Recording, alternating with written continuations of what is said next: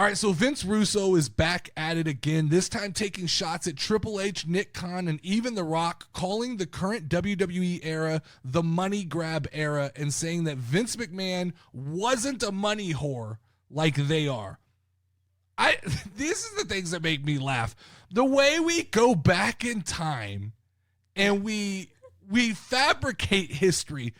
Like Vince McMahon invented the playbook on chasing cash, right? This is the same guy who like had an 80-year-old woman give birth to a hand. Let's not pretend you go back and watch the Mae Young stuff. It's weird. But let's not pretend that Vince McMahon was like a charity-driven wrestling promoter. He was as much of a businessman.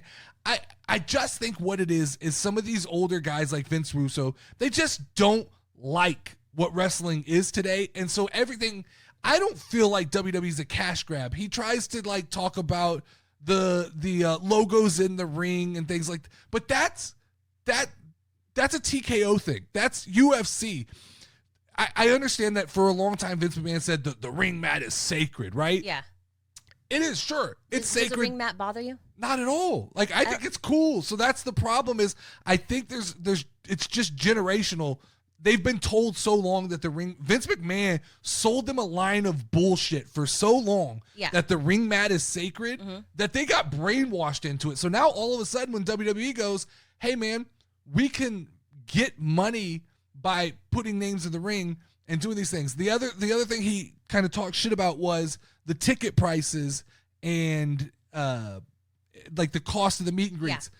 This is not a WWE issue. This is a entertainment issue all around. Every NBA, NFL, they've all priced real fans out of being able to go to these events. Yeah.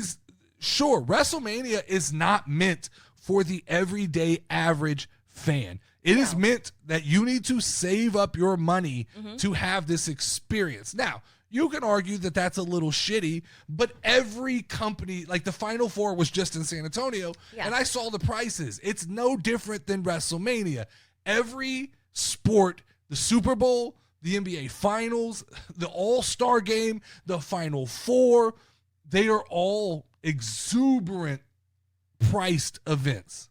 I think it helps. I mean, it's just part of the culture that like, you know that this is going to be expensive, so it's exclusive. And if you get to go to this, you're real special. So that, and as long as the tickets continue to sell, there's no complaint. Like, what is WWE going to say? People are buying them at this price. We'll eventually get to a price where people go, that's too much money. Yeah. We talk about like with the Nintendo Switch, right? To draw a line in comparison to video games. The Switch came out. Everybody thought it was going to be $399. It ended up being $450. Now they're saying with like all the stuff going on in the world, it could be $600. Yeah. There is a price, and $600 for me is like, I won't buy it. No. I'll just wait until it gets cheaper. True. When WWE finally hits that cap and people stop buying, it'll go down. Yes. But when all of the meet and greets sell out in like 20 minutes, who's to say that's overpriced? Yeah. That is just what things cost today, and it sucks. I agree. But that's just, to me, it feels like Vince Russo and some of these guys, they get caught in like the days. WWE is bigger than it's been in a long time. It is very mainstream. It is in Las Vegas. This is a big one. Like, there's going to be money spent. Yeah. Who is Vince Russo?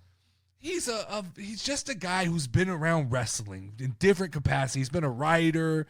I think he's been on TV. So he's had different. He's just one of these guys who he's like a Paul Heyman kind of, but I think Paul Heyman has evolved. I think Vince Russo has kind of made a living screaming about how I hate everything. Was he ever a wrestler? I don't know. Okay. I don't have enough history with Vince Russo to know that.